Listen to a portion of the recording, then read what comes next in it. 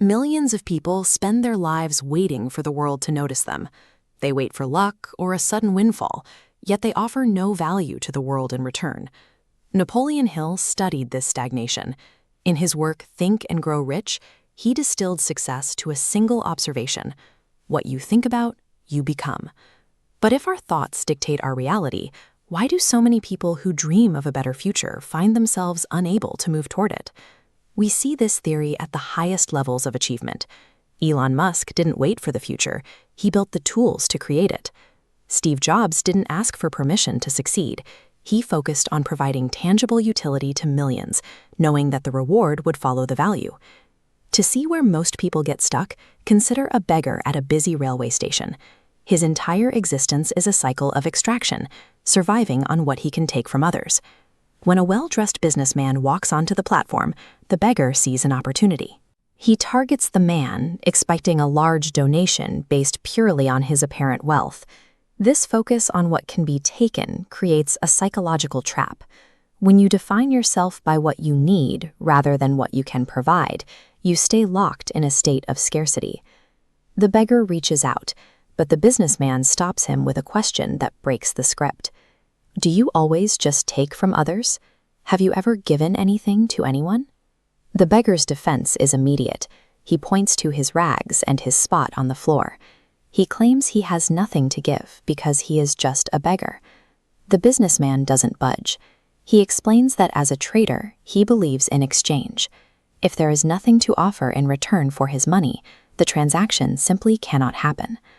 The businessman boards the train, leaving the beggar to face an uncomfortable realization. He had always blamed his poverty on the stinginess of others, never considering that he was offering them zero reason to give. In any marketplace, financial struggle is often the visible symptom of a deeper problem, a total lack of value being offered to the world. For 2 days, the beggar sits in silence. He stops asking for money and starts looking for a way to satisfy the businessman's requirement for an exchange. He notices a patch of wildflowers growing near the tracks. They cost nothing, but they have beauty. He picks a handful and returns to his spot with a new strategy. When a passenger hands him a coin, he doesn't just nod, he hands back a flower. The change in passengers is immediate. They offer a smile, they thank him, and they engage with him. As he continues, a clear data pattern emerges. His daily income fluctuates based entirely on his flower inventory. When he runs out of flowers, the money stops. Without something to offer, his revenue collapses to zero. People weren't just giving to a beggar anymore, they were paying for a product. By adding a single flower to the interaction, he transformed a plea for pity into a legitimate trade. When the businessman returns weeks later, the beggar doesn't wait to be noticed. He approaches him and offers a flower in exchange for cash. The businessman takes the flower and hands over the money, telling the man that he is no longer a beggar. By participating in an exchange, he has become a businessman. The beggar stands on the platform, looking at the coins in his hand. He realizes these passengers aren't handing out charity, they are customers. He is no longer surviving on their mercy, he is earning their capital. He realizes that the only thing keeping him at the station was his own belief that he had nothing to trade. With that psychological barrier completely gone, he confidently walks away from the platform and never returns to beg again. 6 months later, at that same station, 2 well-dressed men shake hands.